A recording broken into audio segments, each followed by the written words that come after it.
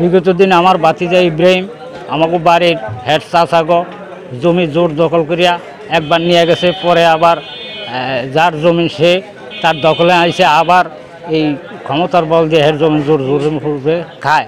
এবং মসজিদের জমি দেওয়ার কথা, আমাকে মসজিদের জমি লইছি, মসজিদের 16% জমি উনি 10 লক্ষ টাকা বেচা টাকা লইয়া যায়, আমাকে মসজিদের কোনো টাকা পয়সা দেয় না, মসজিদের কোনো খবর রায় নেয়। আমরা এখন মসজিদ দিয়ে খুব একটা অসহায় আছি। আর আওয়ামী লীগের ক্ষমতা দিয়া বিগত দিন আওয়ামী লীগ করছে, এই মিজিরাট বাজার বোম ফুড়েছে, মিজিরাট বাজারে আগুন দিছে। এখন আবার বিএনপির কিছু লোকজনের টাকা পয়সা খাওয়াইয়া দলগত করিয়া আবার আমাকে নামে এই ধরনের মামলা আমাকে নিয়ে যায়, সাদাবাজি মামলা দেয় আমাকে বিরুদ্ধে। আমরা এই বিচার চাই। এই জায়গা জমিনের বিষয়টা নিয়ে আমার চাচা কিভাবে পারে আওয়ামী লীগ ক্ষমতা থাকলে তার ক্ষমতা উদ্ধার করে আমাদের কাছ থেকে এগুলা ছিনতাই করে নিয়ে যাচ্ছে। অতএব বিএনপি ক্ষমতা এই সময় আইসেও আমাদের এই দলীয় কর্মীদেরকে সবাইকে মিলেই এখনও দেশে কিভাবে অত্যাচার করে, পায়ের রক কেটে দিবে, মামলা তৈরি করে, এগুলা নিয়ে আমরা সংশ্লিষ্ট। ইব্রাহিম বাইরের কালে আমাকে জায়গা জমি সর্ব হিসাব কিতাব সব হেয়ার কাছে, এবং আমাকে হিসাব দিব, হিসাব দেয় না। তারপরে হেয়া বেচা কিনা করে হবো, আমাকে পাত্তা দেয় না, কাগজপত্র হেয়ার কাছে হে দেয় না। হে আমলিকের প্রপার দেবাইয়া ওই আমাকে নিজেকে তরকার জমি আমাকে দিব, সেই জমিলে হে দিত দেয় না।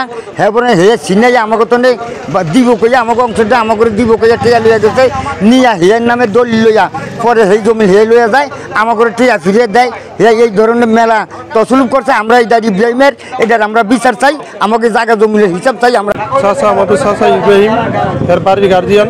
আমার বাপের জমি নিয়েছে আরও আগে 20 বছর আগে। এই 20 বছর পর্যন্ত তারা কোনো চাষাবাদ বিল্লা খাইতেছে। আজকে আর পর্যন্ত আমাদের জমিন আমাদের বুঝতে না, আর জমিন চাইতে গেলে তারা হুমকি কথা বলতেছে।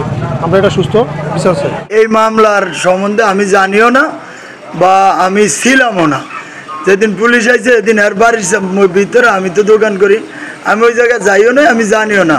এখন মমিন আমারও বলে নাই, আমারও বলছে হইলো ইকবাল ডালির পোলা খুকনে আমার বলছে যে ভাই আমি তো মামলার 1 নম্বর সাক্ষী। আমি মামলার 1 নম্বর সাক্ষী মানে আমি তো বুঝলাম না।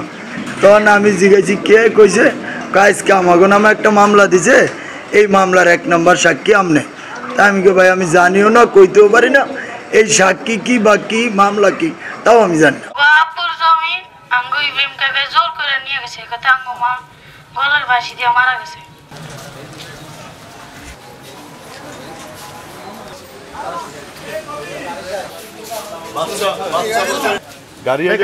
গাড়ির একটু বাধা জমি বুঝিয়ে দেয় নেই, উনি একাই এই পর্যন্ত অনেকবার তাদেরকে।